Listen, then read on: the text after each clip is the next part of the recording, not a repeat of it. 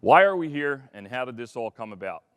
Well, as mentioned, General President Haidt got together with a few of us, and he said, you know, we in the UA, we need to start to do more to gain back market share and put our workers on job site and gain more man hours. The days of us versus them back in the 70s and the 80s, that us versus them was us being the union and them being those no good goddamn contractors, right? And right off the bat, let me just apologize in advance to any of the females in the audience for my language. I apologize in advance. I'm sorry. I will do everything in my powers not to curse. But to me, cursing in Philadelphia means everything but the F word.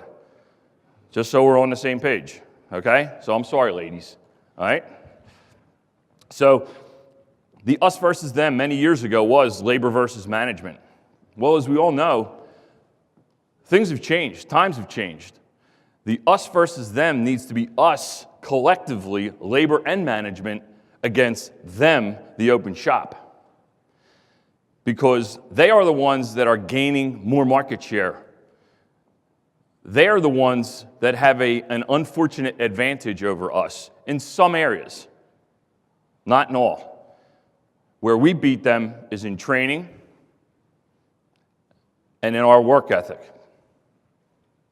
So when we put this program together, General President Haidt from the UA said they have a one-week class that teaches all of their new business managers.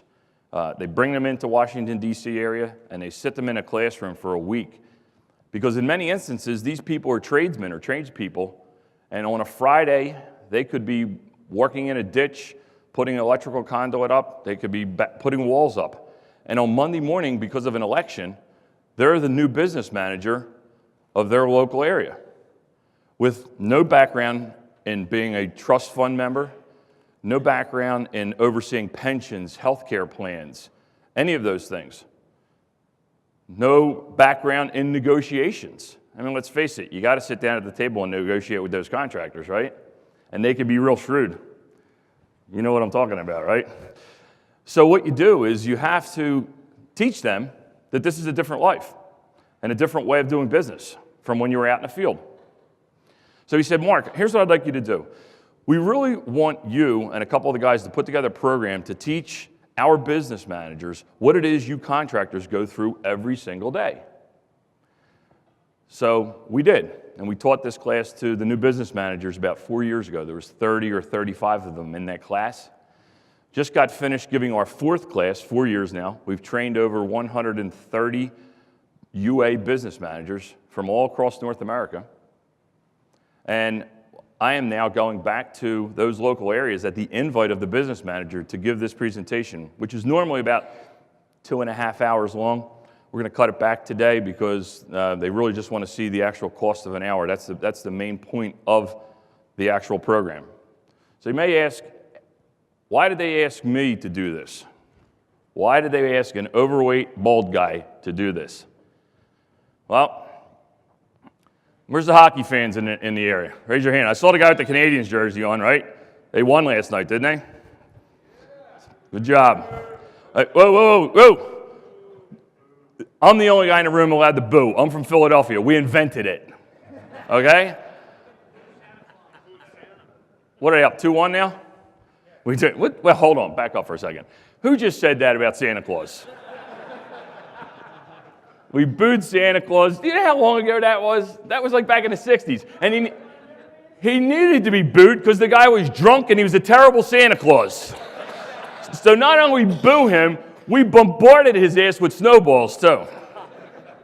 Never come to Philadelphia. It is the city of brotherly love, but never come there and wear the opposing team's colors.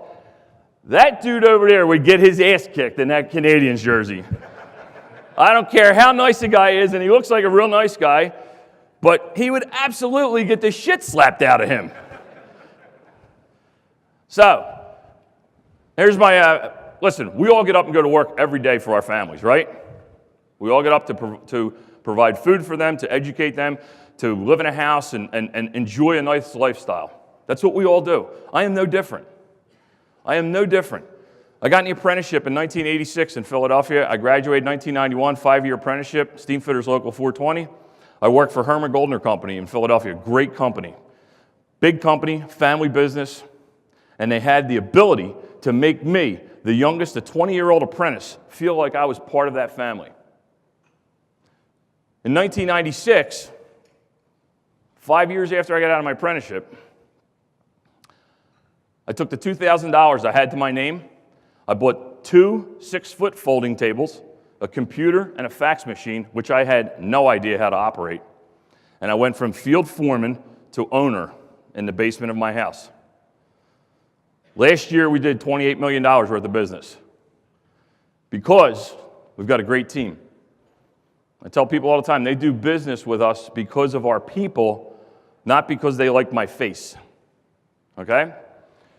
So, my family, real quick. It's my oldest son, Brian, my middle son, Kevin, my youngest son, Nolan, and that's my daughter, Colleen. Actually, that's my wife. If she ever gets her eyes checked, I am really screwed.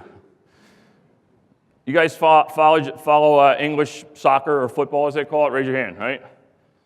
So my oldest son is a Manchester United fan. Boo, yeah.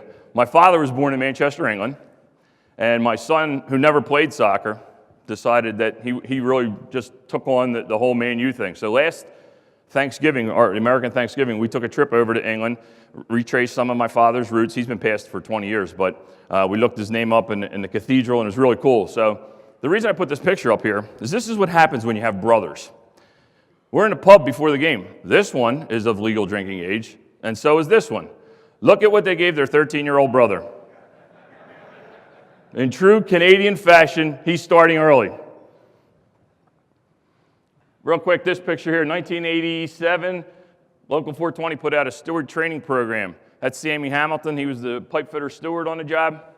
They were putting a program together to teach them about heritage and teach all the new apprentices about the history of the local and the history of the building trades and the history of unionism.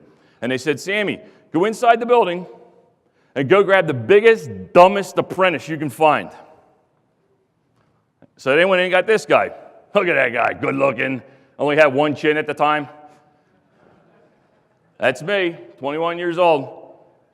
Talk about coming full circle and what this industry can do for you. This is 1987. 8 years later, had my own company.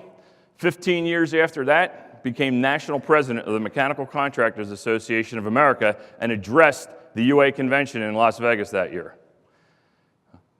When I got in that apprenticeship, when I was taking that picture that day, if somebody told me that all those things were going to happen in less than 20 years, I would have told them to go pee in a cup because they needed to be drug tested.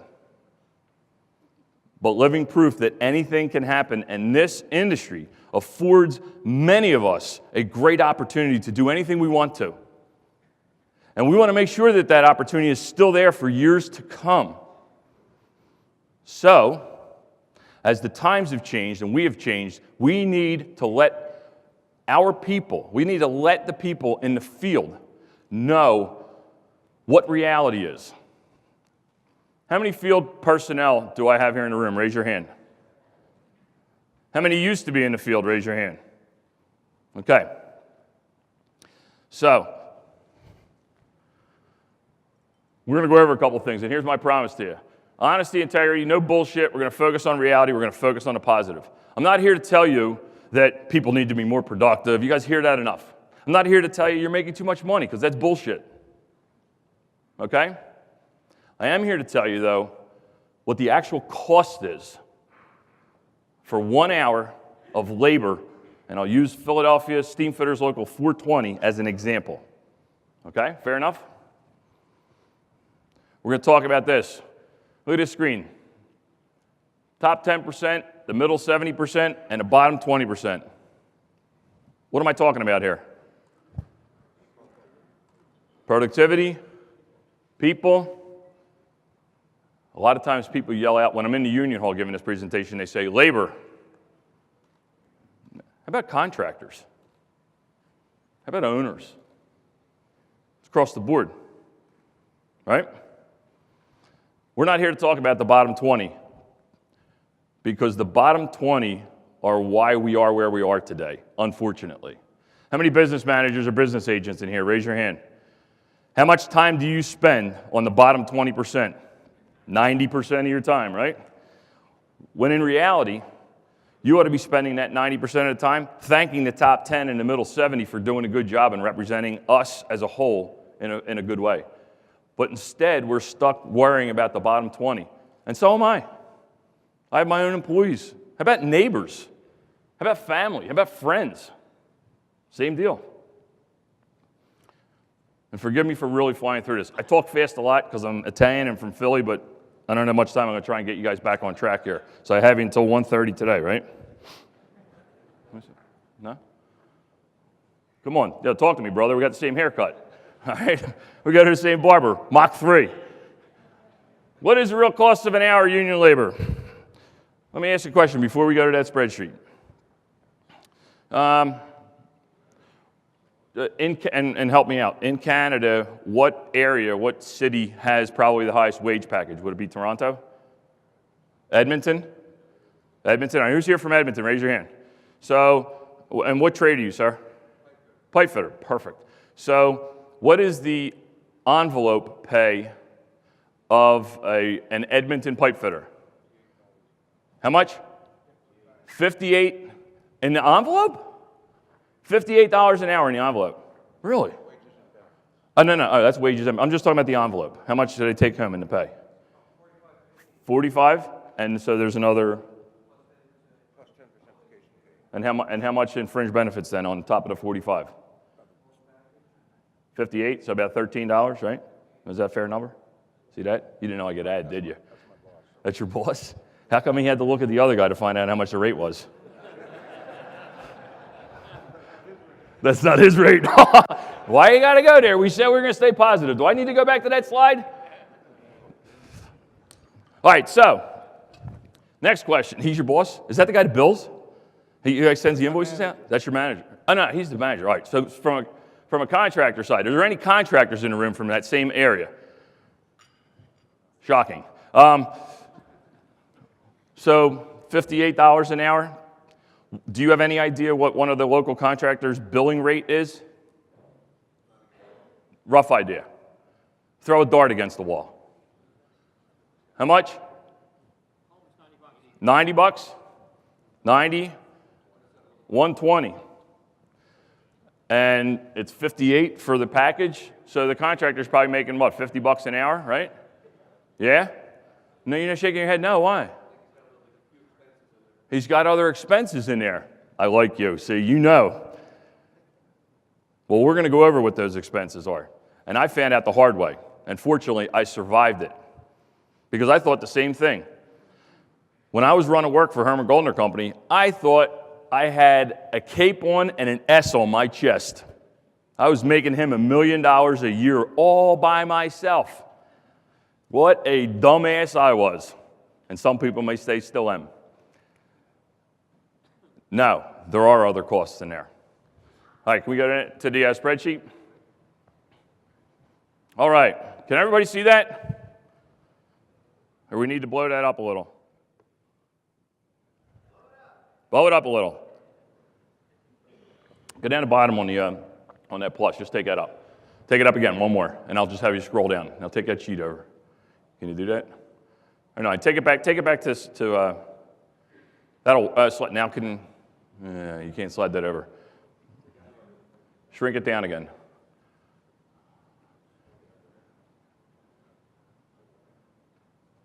Yeah, I want to get, hold on. You can go back to you're going to have to go back to escape and get to the screen. Can I do that? Or am I going to mess you up? There we go. All right. See that? Dumb pipe fitter. Who don't know that IT shit? All right. So, back. What are you doing to me? All right. In Philadelphia, the journeyman envelope pay is $48.03 an hour. No, you're not moving there. Even though I love Canadians and I would love to come up here. $48.03. The health and these are the next 1, 2, 3, 4, 5, 6 line items. The next 6 line items are the union fringe benefits for Steamfitters Local 420.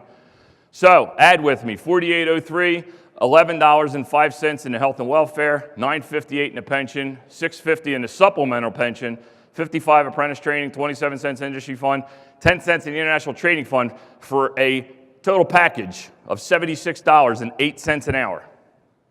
So when I ask the fitters in Philadelphia how much they make, they say $48 an hour, right? But in reality, the cost is a heck of a lot more. Now, we've just done envelope and fringe benefits, and I'm at $76.08. Okay? Somebody do some math with me. 2,080 hours in a year, so we'll round it out to 2,000 times 76 is what? $152,000 a year? Right? Everybody with me? By the way, if you have any questions, if you're confused by something I go over, just please raise your hand or yell it out, because that's what we do in Philly. And I promise you, I will answer your question. There's no stupid questions. The only stupid questions are the one not asked. There's my workout buddy here, Simon, right? Pumping this morning. I asked Simon if he was juicing. He said, no, this is all me, Mark. All right, so let's move on. You guys have Social Security, Medicare, or something similar to that up here in Canada, correct? Right? Are you concerned, like we are in the United States, that Social Security may not be there when you retire? Is that, yes? Raise your hand. Good, you can be honest. No, you're not? Okay. You must be a government elected official, right? No, all right. Okay. So, much like the rest of us, we're concerned. So here's where you start to get the education of how much things cost, because this is where we're going to blow your mind away. You get your paycheck each week, and there's a lot of money taken out, isn't it? Right? Federal taxes, state taxes, province taxes, local taxes, okay? Same thing in the States. So one of the items that gets taken out is this 7.65% of your envelope pay. So if you do the math, 7.65% of $48.03 is $3.67. And I say to people all the time, they're concerned about Social Security not being there, and that's very tough to swallow because that's a lot of money. Well, let me blow your mind away. This 7.65%, or $3.67, is not what your employer withholds and sends to the government. It is what your employer matches and sends to the government. You take 7.65% of your pay, your employer matches it and sends that to the government. Now how's your blood pressure with Social Security? How many people knew that your employer matches the 7.65%? Raise your hand. I'll bet less than 10%. Yep. So right off the bat, there's an added expense. And just so we know, what we're trying to get to is the actual cost of an hour of labor. It was stated earlier that we, as a contractor, need to go get a job to employ tradespeople. To do that, I need to know, and every contractor needs to know, how much that cost. I have to know what it cost. So this is what we're doing here. Every time we bid a job, if it's going to take 4 hours to put a fixture in, or 4 hours to pipe up a reheat coil, I need to know how much that hour costs. And this is what we're building right now. Workers' compensation insurance and disability insurance, the next line item. Everybody, we work in a pretty dangerous industry, correct? I mean, people do unfortunately get injured. And if we're lucky, the injury is a cut finger, a torn muscle, or their knees messed up. So we as contractors, we have to have a pot of money together to pay for injuries. Because let's face it, we all go to work to do a day's work and go home and see our family. And it's not right that people get hurt. You deserve, and should be, if you get injured at work, back to 100% so that you can continue to work and feed your family. So as a contractor, I have to have this table full of money, this pot of money that the insurance company says, this is what I need, this is what we need to pay for any potential injuries that may happen. We're just talking about injuries here. So, in the state of Pennsylvania, the published rate, and these are published rates based on your trade, and I'll use the pipe fitter as an example. It's $7.15 for every $100 of payroll that I need to put in this pot of money here. $7.15 for every $100 of payroll. Okay? Works out to about 7.15%. Again, 7.15% of the 4803, you'll see where we get the 343 number. Now, if you have a good year and nobody gets injured and you don't tap into that, they have this thing in the States, and I don't know if they have it up here, it's called EMR, Experience Modification Rate, which is what your contractor's safety rating is. So an owner says, hey, what's your EMR rate? And they want to see anything 1 or under, 1.00 or under for you to even bid in their facility, for you to be considered safe enough. So how can you affect this rate right here, this 343? How do you get this number down? No injuries, you're absolutely right. So if I go through a year and we have no injuries, the following year the insurance company comes in and they audit us. They audit our payroll and they say, hey, you had a good year, we had no payouts. We're going to take your mod rate from 1 down to 0.9 or 10% less. So right off the bat, that 343 would drop by 10% or 34 cents. Some good savings. If you can get that thing down even more, now you're getting your costs down. Now you're making yourself more marketable to a general contractor or to an owner who has other options. Correct? Understood? Subsequently, if you have injuries, that number will go up. So if your mod rate goes to 1.1, you're paying 10% more than that. Everybody with me on that? Does it make sense? That's why when you hear contractors talking about being safe, it's for multiple reasons. Number one, you don't want to get hurt. You want to go home to your family with all the body parts you came to work with. And number two, you can actually help your contractors and help the union worker by making them more competitive because we're safer, hence drops our cost. Has nothing to do with your envelope pay or the fringes. Zero to do with it. This is one of those pots of money that the contractor has to have to do business. So the auditor will come in at the end of the year and it'll say, all right, Mark, you did, so we do $28 million worth of work. That breaks down to probably about $5 million worth of payroll. So in the field. So $5 million worth of payroll in the field times 7.15%, paying a pretty hefty workers' comp bill, aren't I? And if I just so happen to, in that renewal, renew and pay the premium for 5 million man hours, and then we just so happen to work 6 million man hours because we got busy after that, the insurance company, they let me work those extra $1 million for nothing, right? Yeah, say no.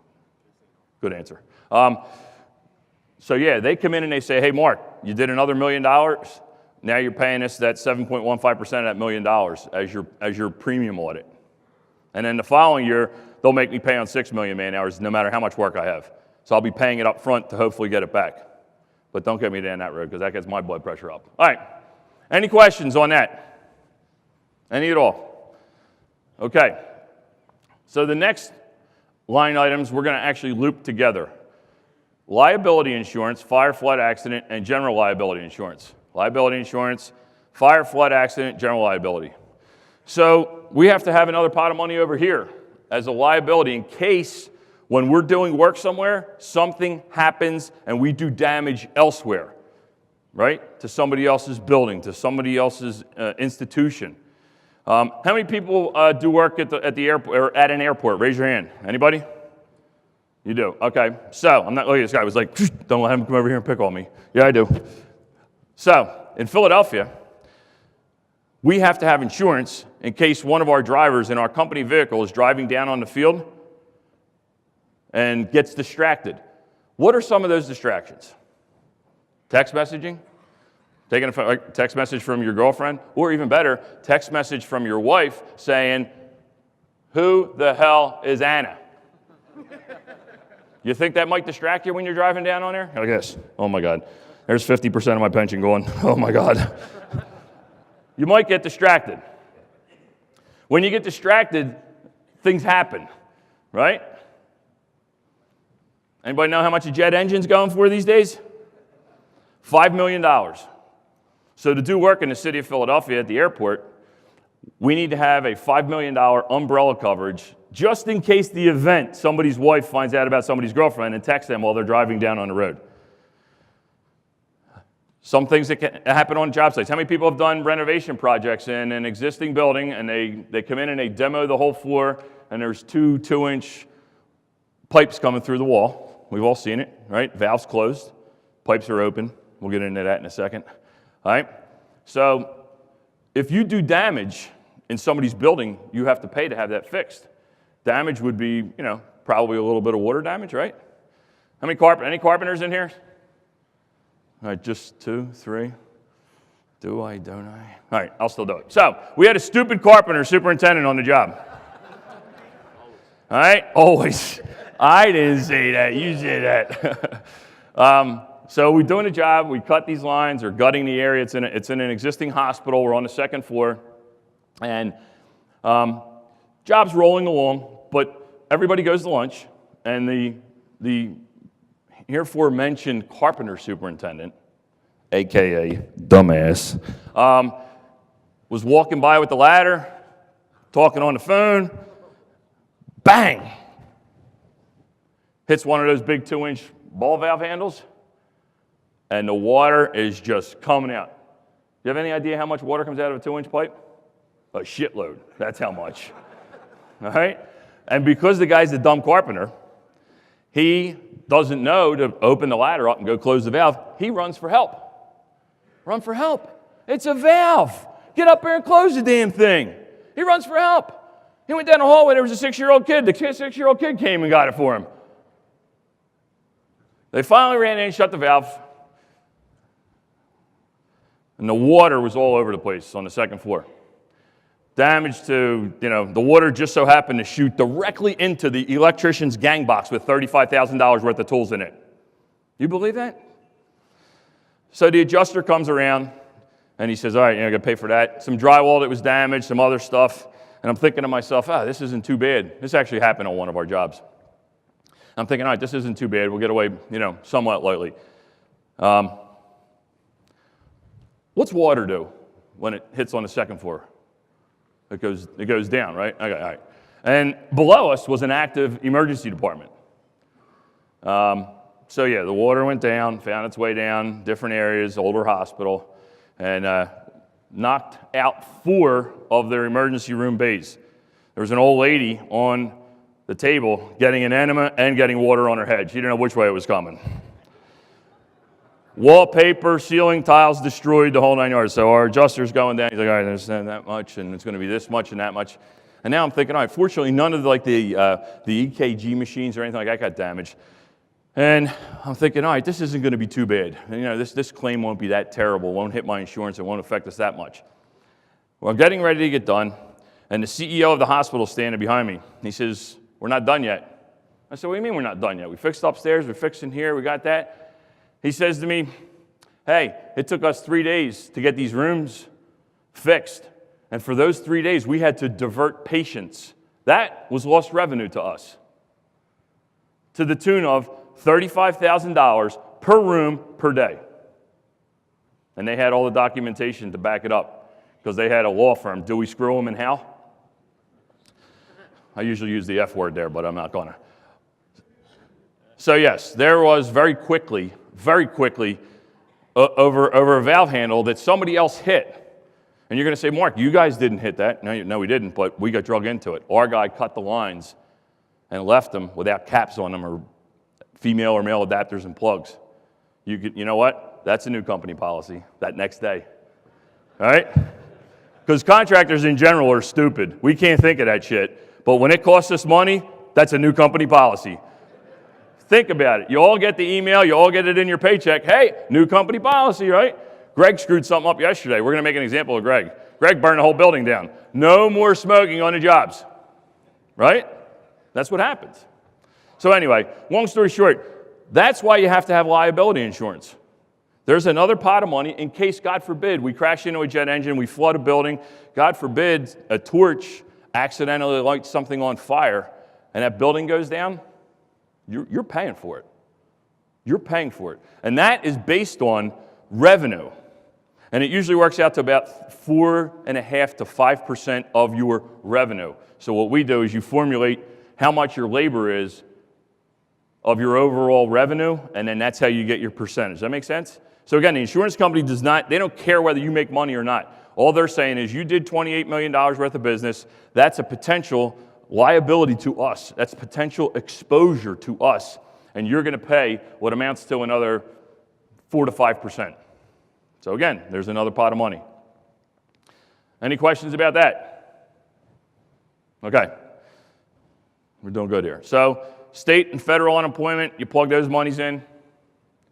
You got another $12.82 an hour on top of the $76.80.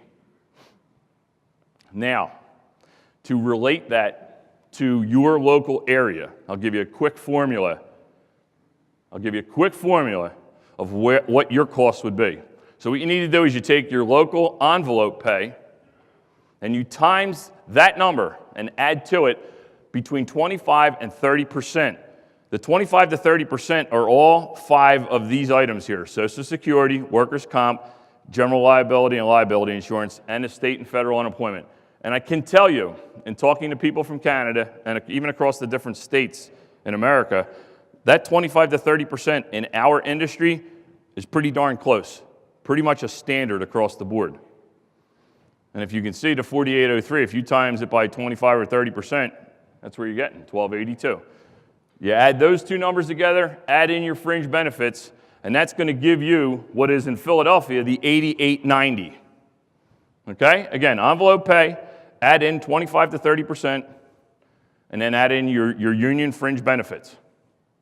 And that's going to get you pretty darn close to the actual true cost just for that one person, one journey worker out in the field for 1 hour. And times that by 2,000, you're upwards almost $180,000 a year, right? Now, Simon, I'm going to pick on you again, buddy. Simon, I'm at $90 an hour. Have I paid for one project manager or one estimator yet? Have I paid for my $10 million a year salary yet? Yeah, you guys caught right on to that, didn't you? 10 million. If I made 10 million a year, I wouldn't be here right now. So, no, we haven't. Contractors have overhead too, right? Do you own a house? Do you live in a house? Okay. Who owns a house here? You? I'll be nice, I promise you. I had breakfast with these guys this morning. They were killing me about the Flyers. They said, we're not in the 70s anymore. You don't have to beat everybody up, The game's changed a little bit. I said, yeah, try telling Ed Snyder and Paul Holmgren that, them dumbasses. Jesus. Anyway, so back on track. In your house, name me some of what your overhead is. Because you, in essence, are a contractor. I know you didn't know that, but you are. You know why? Because you have many expenses at home that I have. So let's run through them. What are some of your expenses at home that you have to pay? He went right for the dagger with the kids. Yep, that's an expense, much like employees. What else? Water, phone, mortgage, insurance, cable, heat, upgrades, maintenance, vehicles. You're a contractor, dude. You didn't even know it. How you feel? Huh? How's your sphincter? Yeah. Anyway, so just like you have them and everybody else in this room that has those responsibilities, so does the contractor. So we need to pay for them. We need to cover them. Can you scroll down a little bit now? Just arrow down for me. Keep going. Take that 8890 right up to the top. Right there. Bang. Perfect.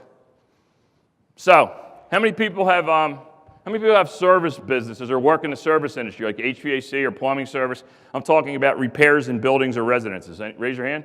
You're familiar with them? Okay. So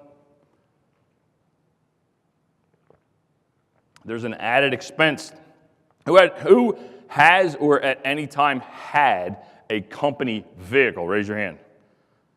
Okay. So there is a tremendous expense with putting a vehicle on the road because of these items. So you have to tool them up, right? You have to have a vehicle that's ready to go with tools. And I'll use an example of a pipe fitter or an HVAC service technician or a plumber where they need a portaband, a sawzall, they need rotor hammer, they need electrical devices to test amperage and stuff. I'm fitter here. I don't know electrical. I'm like Mr. Mom, 220, 221, whatever it takes. So you need to have your vehicle all tooled up and ready to go when you go out on a service call. And it usually works out to I'll go to a gang box on a job site. A gang box on a job site costs roughly around $4,000 or $5,000 per setup for a crew of people. Pour demand, all those power tools I just mentioned are all $300, $350, right? And that's what it amounts to. So if you take $2.66 times your 2,000 hours, you're getting right around a little over $5,000. Now that's not for every person, but it is for the person in a truck, because we all know that craftspeople take great care and pride with those company tools, right? They never get broken. They're never laying in somebody's garage. They're never laying in the car when they quit or get fired. All right, now I'm getting bitter. Okay, so you have this dollar expense. You put a vehicle out on the road. Let's do some quick math. Anybody have a piece of paper they can write down on? So who has a vehicle payment? You have a vehicle payment? Anybody have a vehicle payment? Yell it out, for yourself or for Schnookums at home. How much? $600. What are you, a contractor? $600. What are you driving? Beamer, Mercedes? What, man? You? $600 a month. Jesus. Get it. Yell them out. How much? 300, 400, 500 bucks a month, right? So 500. What's 500 times 12? 6,000? Can you write 6,000 down, somebody, real quick? Just add these numbers up for me. So 6,000. You got to insure it, right? Insurance is pretty cheap, isn't it? Let's go back to the expenses. So here's what happens. I am, as an employer, it's much like having kids. Because you know when it's just you and your wife and the insurance plan for your car is pretty reasonable? And what happens when you put one of those snotty kids on your insurance? It goes boom. No different than putting a fitter and an electrician on your plan. I mean, I know that historically they're amongst the safest drivers in the history of the world. However, they do not know, the insurance company does not know who is driving that vehicle. So you have to pay, as an owner, a higher premium, right? So let's say you were out doing a service call. We sent you out on a call, and you went to the job site, and they said, hey, we got to do a shutdown, right? We got to tie in electrical, I don't care what it is. And because you work for a stupid project manager or a stupid owner, he gave you the wrong size that you needed, right? So you're there, you have an apprentice with you, and you're in the middle of a shutdown. You're like, yo, I got to get the right fitting here. So what do? You toss the company keys to the kid, and you say, go to the supply house, right? Yeah, that's what we all do. Let me ask you a question. At any point, did you ask him, do you have a driver's license? Can you see? Have you ever operated a motor vehicle before? Are you on drugs? Have you ever been in prison? No, you don't care. You got to get it. You're right. You got to get that shit done. But let me ask you a question. Are you married? Okay. Would you be so quick to give him the keys to Honey's car? Probably not, right? Yeah. See, you're smart. You're smart. That's why you're happily married. First time or second time or third time? All right. So my point is, the insurance company does not know who's driving it. So you have to drive it. You have to insure the vehicle for those reasons. So where's that guy with the? Here we go. So it's $2,000 a year per vehicle for us. So write 2,000 down. Fuel's pretty cheap these days, right? How much costs you to gas up your vehicle per week? Yell it out. Go ahead. Don't be embarrassed. 170 bucks. What else? 200? Yeah, you're right. Picture a company vehicle going to and from the job sites. Now, I know they never drive those vehicles on their own time, right? They sit in the driveway. I had a guy who was working, I got him a brand new truck. He was working 1 mile from his house. Year-long job. They brought the truck in for service. He had 37,000 miles on it. 37,000 miles. I got him and I say, yo, you're working 1 mile from home. He says to me, it was tough finding a parking spot. That's what he told me. It was tough finding a parking spot. I said, I may be fat and bald, but I'm not stupid, all right? Guy's ringing up $70,000 a year in fuel. All right, so 200 bucks a week times 52 weeks. What's that, 10,400? Where's my addition guy? 10,400. And now maintenance, repairs, and all that. So about another $1,200, $1,500 a year, right? So can you add them up for me real quick? 6, 8, 18, 19.5. If I told you that it costs a contractor or costs somebody $19,000 to $20,000 a year to put a vehicle on the road, you'd look at me like I was crazy, wouldn't you? But that's the cost. Here at $8.50 an hour, I'm at $17,000 a year to cover that vehicle. So, yeah, it's an expense. We'll just buzz down here through real quick. So, miscellaneous uniforms, callbacks. Here's a good one. I want to touch base on callbacks and warranty. Because we have to build in, when we do a job and we set up a piece of equipment, let's say a pump. We buy a pump and we install it, and it's pumping the chilled water or the hot water through a building. And the building gets, the job gets finished, we clean up, we leave, they wait 6 months to pay us completely for everything. And we get a phone call. It says, hey, that new pump that you put in, it's not running, get down here. So because part of the request for proposal states that we have to, as a contractor, honor that work for 1 year, parts and material for 1 year. Now the material, we're covered because our vendors include that in their price to us. But the labor, we need to pay for it. That comes out of our pocket. So we need to build in a small pool to pay for warranty calls. Because here's what happens, real quick. That motor, the pump that's not running, we have to take a service technician off of a job that he's actually billing for and making money to come back to this hospital or this school. He assesses the situation. They see that the motor's bad. I call up the manufacturer. This was the first time I did this. This is really neat. I called the manufacturer. It's Bell & Gossett. You guys have Bell & Gossett pumps up here, right? The red ones. So I call him and I say, hey, the motor went bad on that pump. I need you to send me a new motor out. He says, no problem. What's the purchase order number? I said, excuse me? He said, give me a purchase order number. I said, I'm not buying another motor. It's under warranty. You got to give me a new one. It's within a year. He said, let me tell you how this works, fat guy. He says, you give me a purchase order, you buy that motor. When you return the quote-unquote defective motor to me, we'll determine if it was a warranty issue and we'll credit your account. How's that? Isn't that great? Because the motor, after the technician goes there, finds out what motor, orders a new one, it gets shipped in, they bring it to the job site, and he puts it in the next day, there's 8 hours gone, right? And to add insult to injury, what do you think he's doing with that old motor? You think there's any shot in hell that thing's making it back to the manufacturer? No. It's next to the pump. It's in the gang box. It's in his van. I even had one guy tell me I took it to the scrapyard. So you have to build in for these things. It happens. If you build in for that one call I just told you about, true story, probably cost us $1,700, $1,800 because it was 8 hours of labor, $100 an hour. There's 800, right? Actually, no, it was more than 8. It was 12 hours. By the time all was said and done, I'm talking about the time he went and looked at it, found out what was going on, ordered it, we went and got it and went back. It's 12 hours, 1,200, and then another $500 for the motor.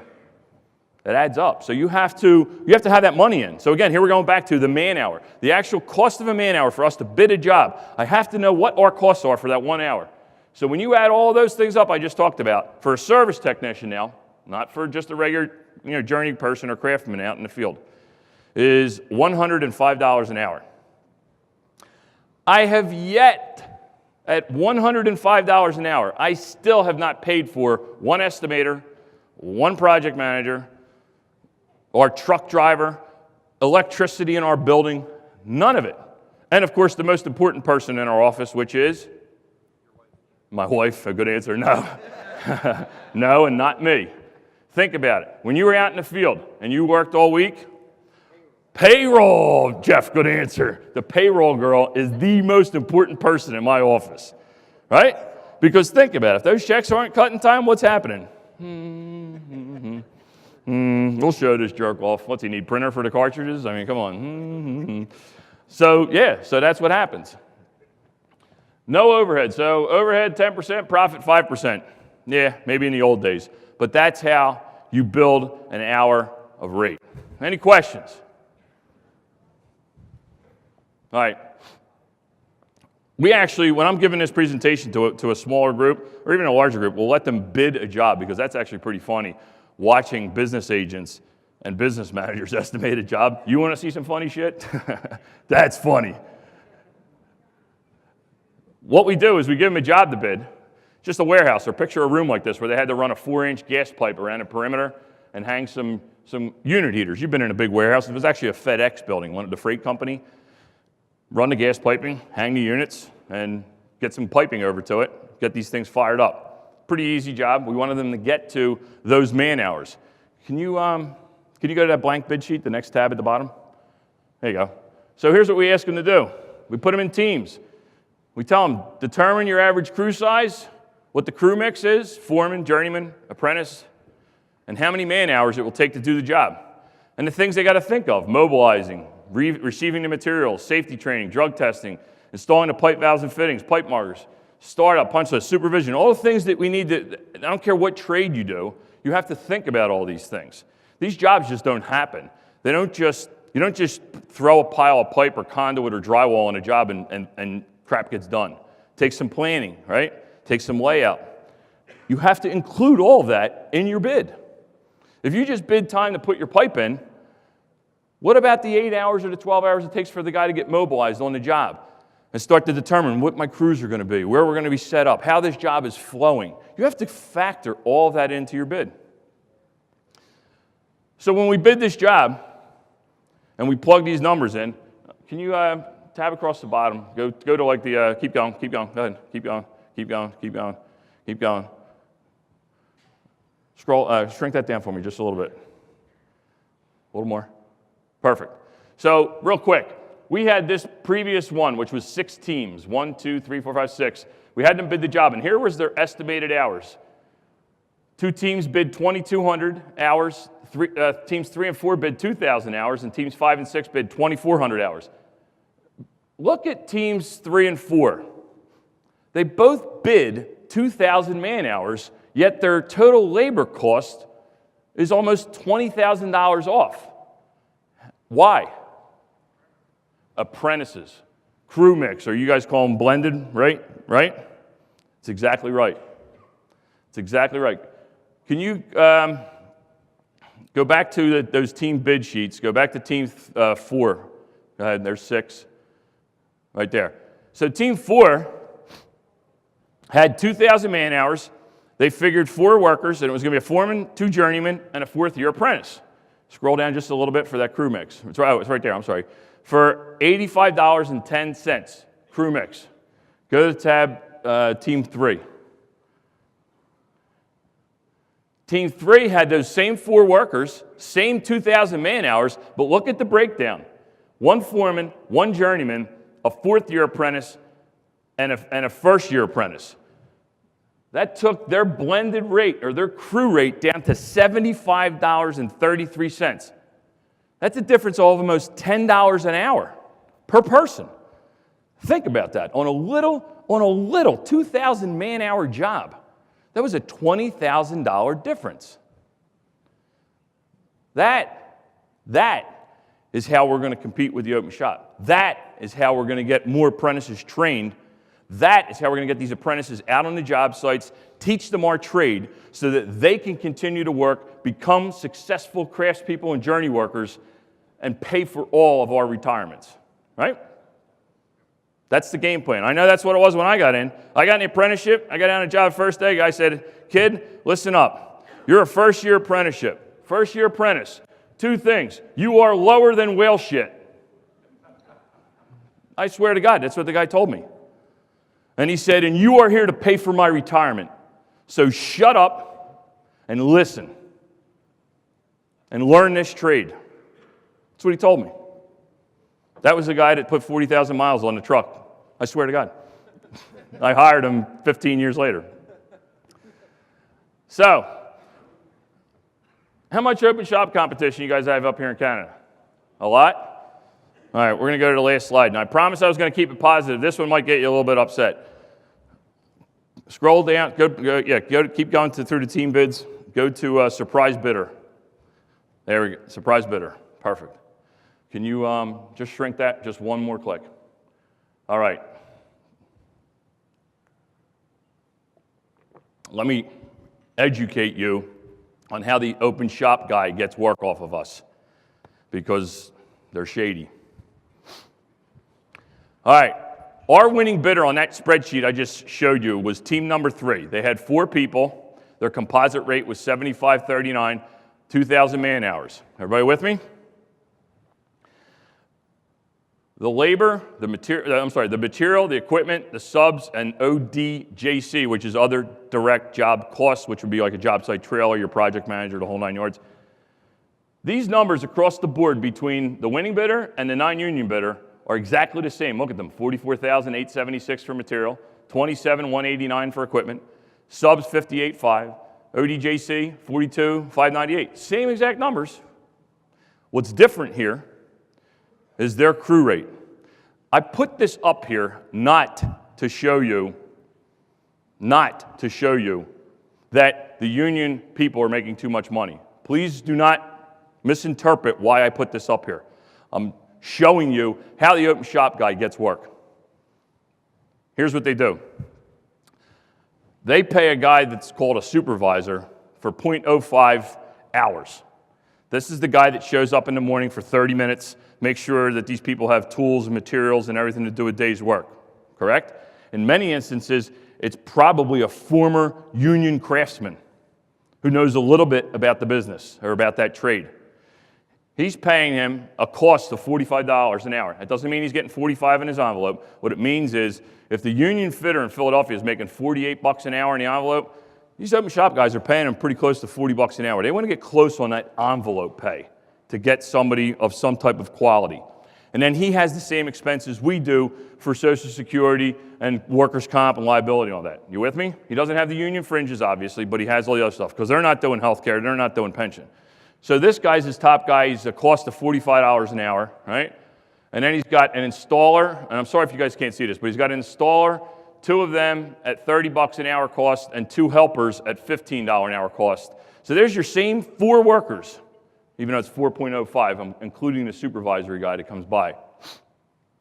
They're also at 2,000 man hours. Look at the man hours, same man hours, 2,000 and 2,000. So, for the purpose of this exercise, the total bid price of our winning bidder, number 3, was $359,901. $359,901. The open shop bid is the same number, $359,901. What's the biggest difference on those 2 bid spreadsheets? What's the biggest difference? Labor's one of them, but really, look at this number. Look at his overhead and profit. The union guy's $32,394, or 10% of his cost. The open shop guy's $137,000 profit. So when you hear that a contractor's fat, dumb, and happy making a ton of money, you're right, the open shop guy. Okay? Now, here's where they get tricky, and here's where they get us in trouble. And we got a way to combat it, I'm going to tell you. If you would, can you go, hold on, I'm sorry. Anybody sitting in this room is sitting here saying right now, Mark, please don't insult my intelligence and tell me that open shop guy can do the job in the same 2,000 man hours that the union guy can do it, right? I know I am. I went through the apprenticeship. I know that we're better trained and we're better workers than them. I know it. And if anybody in this room wants to argue that with me, let me know. We'll go roll around outside for about 20 seconds. All right? Because that's all I have in me, 20 seconds. No other comments in there. No wife jokes about that either, right? They make pills for that stuff. Anyway, you're right. The question becomes, how much more productive is the union craftsman that's better trained and safer and a better worker? How much? 10%? 20%? 30%? I don't know. For the purpose of this exercise, we're gonna say 30%. It's going to cost the open shop guy 30% more hours than the union guy. Fair number? So if you would, go into his hours up here, where it says 2,000, and plug in, change it to 2,600, and then hit enter. So that ought to affect his profit, right? We just added 30% man hours. That's got to affect his profit. Wow. He's still at $123,000 profit. Here's where it gets tricky, and this is the whole purpose of this slide. In many facilities, hospitals, universities, places that prefer to have union worker because they understand the value of that. They understand the safety. They understand having a qualified person that knows the facility and knows systems. They're not really, in many instances, willing to take that risk to go to an open shop for just a few dollars less. So even if he took his price, $359,000, and took it to $350 or $345, the owner's not going to bring that guy in. He's going to call the union guy, tell him I need you to do the job for that number. Okay? But it's not going to gain his attention. But here's what will gain his attention. They know where our numbers are. And how do they know? Published rates, labor estimating systems that are identical. They have the same access to the labor estimating software that I do. Okay? They know how many man hours it takes to put conduit in or to put pipe in. They know. So what they do is they do this thing called price point fixing. And they're going to say, I'm going to blow that owner away. I'm going to force that owner to give me that job. Go down to his bid price, $359,000, and change that to $295,000 even, $295,000, enter. That's going to cut into his profit, right?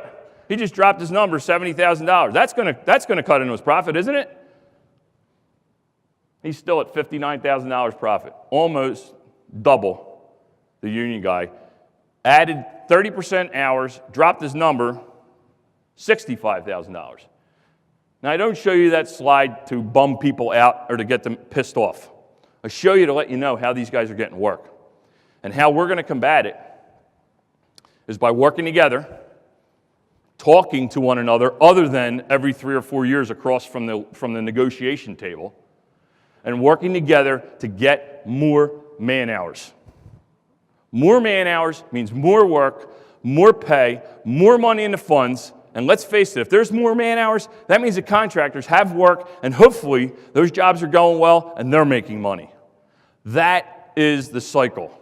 That is why I'm here. That's why I volunteer my time to go around this North America. You know what my fee is for today? I actually just renegotiated my contract. They tripled my fee. What's 3 times 0? Nothing. All right? See, you can be an estimator. That was easy.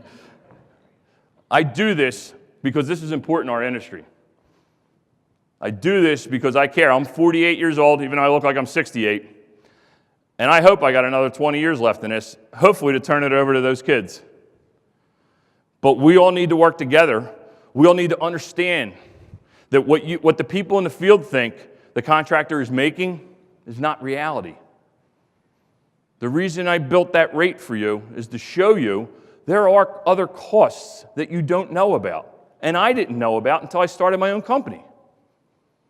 And that doesn't mean everybody has to run out and start their own company, but just be aware. Be aware there's more to what's in the envelope and the fringes. There are many other costs associated with putting somebody out on the job for an hour. And that is why this whole presentation was put together at the request of General President Height.